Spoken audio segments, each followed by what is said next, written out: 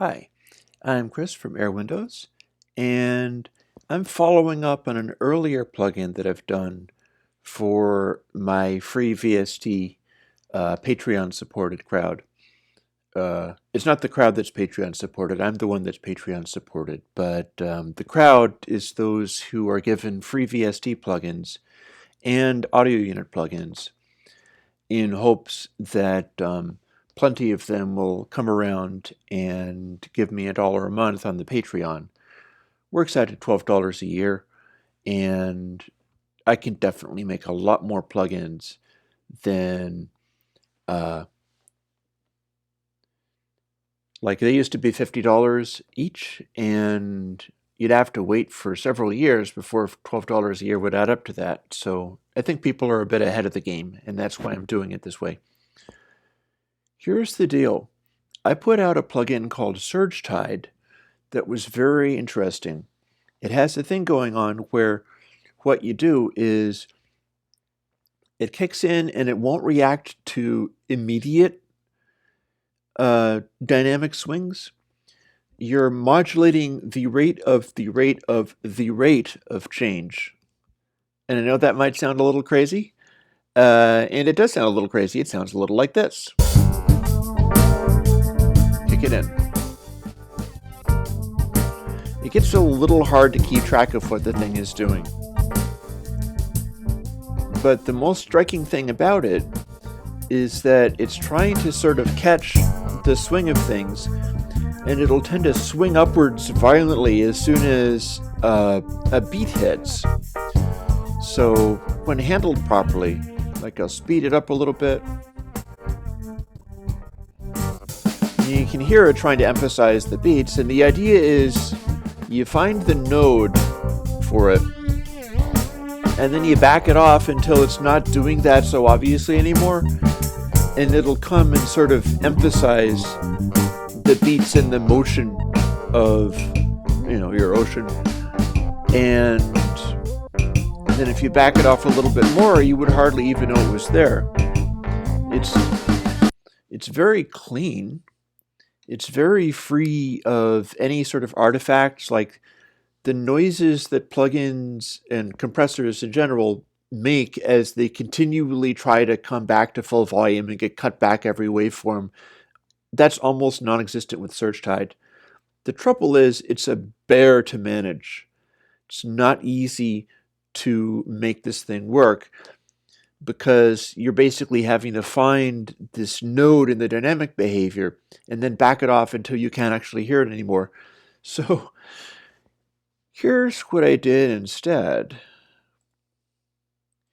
This is Surge. No Tide, just Surge.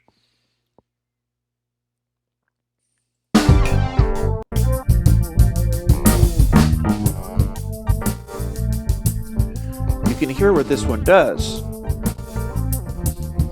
There's only one control and a dry wet.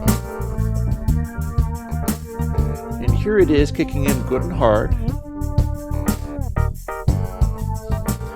And you can really hear it doing its thing, but it cuts back in a way that's more understandable than Surge Tide did. So the deal is, you don't necessarily want to push this one so hard. It's the same deal as the node in Surge Tide. If you're driving it to the point where it's dynamically inverting and going away, that's pushing it too hard. But this one makes a nice sound when you don't actually have it cranked all the way to the point where it's going crazy. Kind of like this. We'll start to bring it in now.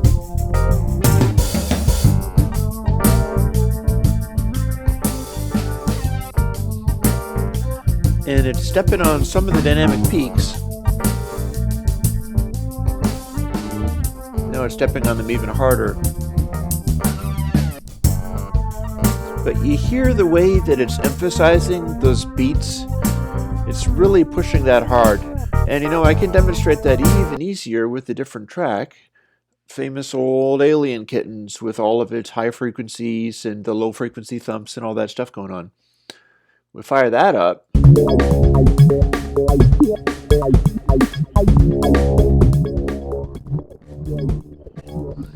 can get a really extreme effect out of surge, but you can kind of hear it bursting through the compression.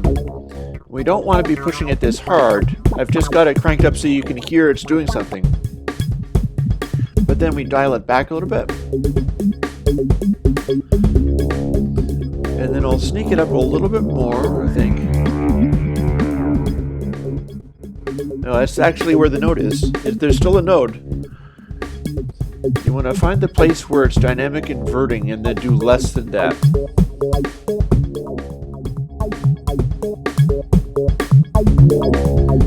And there's where it's not really sounding like compression.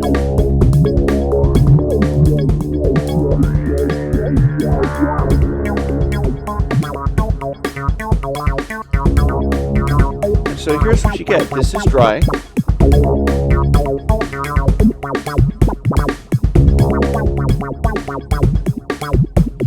And there's wet. Now there's an interesting thing about this in that you can actually force beats to come out of a over-flattened track. For instance, here, let's throw your genericest Apple peak limiter on here. It's nice and clean. It doesn't do anything very much for you. We'll maybe back it off a little bit so that it's not blowing our heads up. But now Surge Tide can't do this. Surge Tide is more of a special effect, but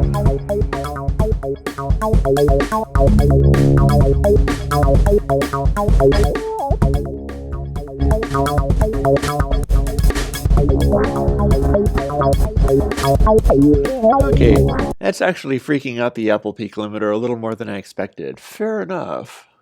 Let's pull that back a little bit.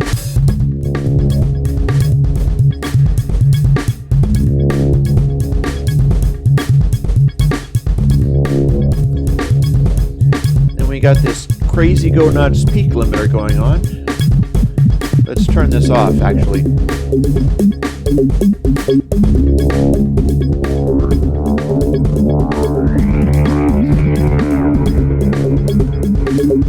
Perhaps even throw in a gain trim.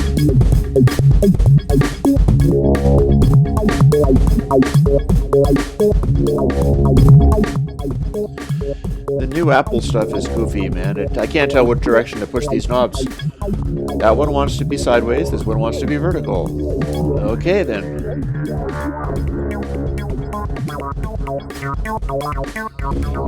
Or maybe we'll be even more ambitious and double up the peak limiter just to simulate the sort of crazy overloaded stuff that people sometimes do. Command Option Drag duplicates our plugin. And there we go, completely dynamically flattened.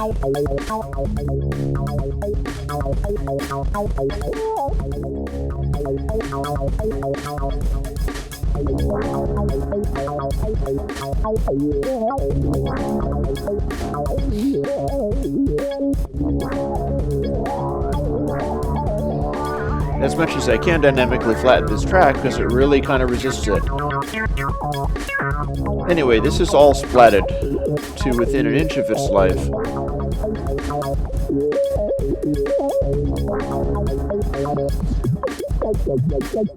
Now we're going to see whether we can bring it back in with Surge. Here's what we do.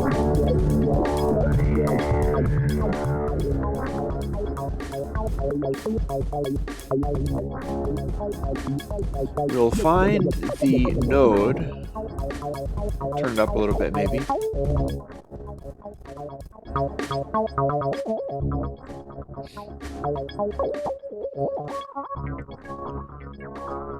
We'll go back in here maybe. There's our node. Then pull it back.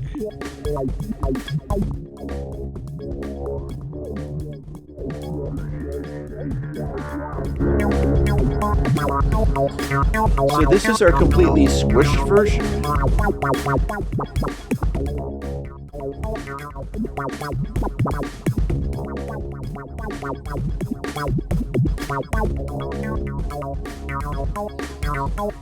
And you can see that we can even see on the meters here that it's showing this going on, and then we have some peaks happening.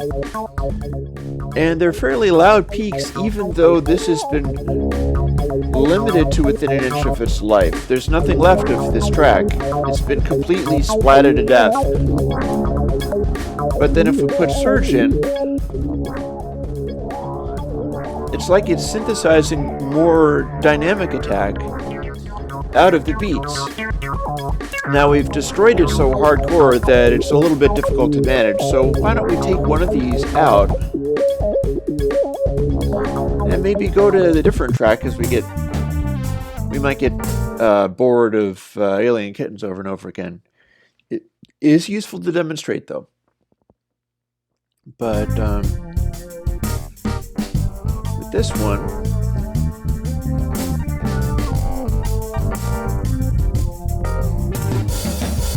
that's an even better splatted effect. Then surge. Excuse me.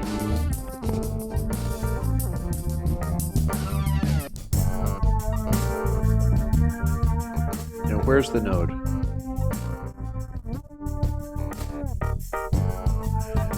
This one is actually a lot more cooperative than the previous one.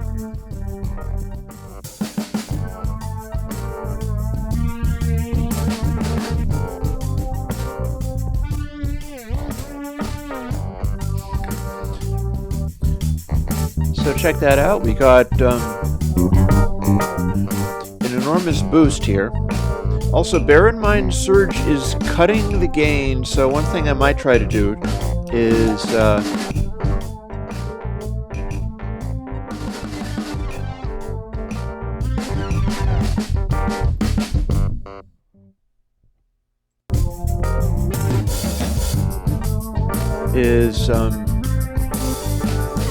with the peak limiter here, we're cutting the output down some, and then surge is cutting subjective gain.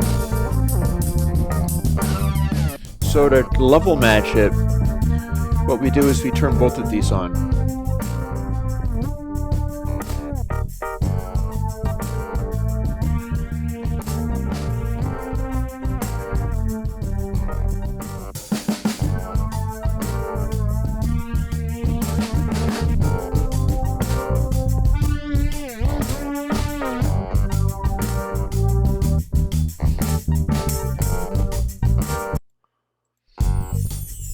And yeah, what we get is a effect where you can have something that is splattered to death with limiting and has no dynamic swing left to it at all. When we fire up surge,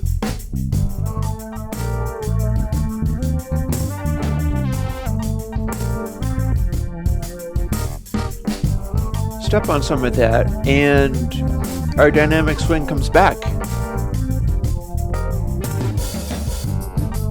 But of course, it's not only a damage control device, because what you can hear is if we take this out, so we have a normally dynamic track, and then kick in surge.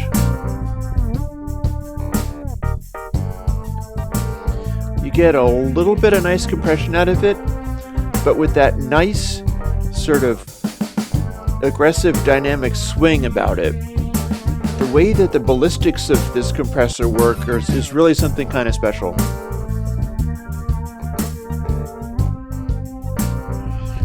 In that it's got that thing going on where it'll clamp down on stuff happening, but then as it releases, rather than just going up steadily in level, it swings up in a particular way, causing the dynamic, the drum hits and things to really pop out.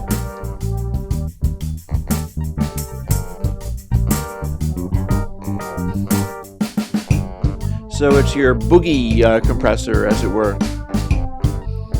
You get it going like this, that is without it.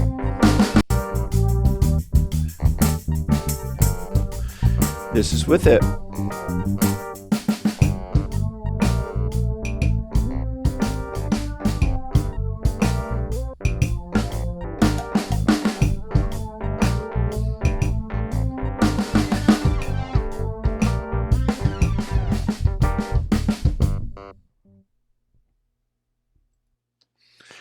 Need I say more? Surge, like all of the airwindows VST era plugins, is free. It's supported by Patreon. And Patreon has kept me sticking around long enough to have made SurgeTide, studied it, worked out what was not easy to use with it and where it was lacking, go back and produce Surge. Now, if you tried SurgeTide, that kind of went splat because it's awkward and difficult to use and has a bit of a strange sound. Surge has a completely awesome sound, but it wouldn't exist if I wasn't able to continue doing this work and studying this stuff and getting time to revisit things like this and develop them further.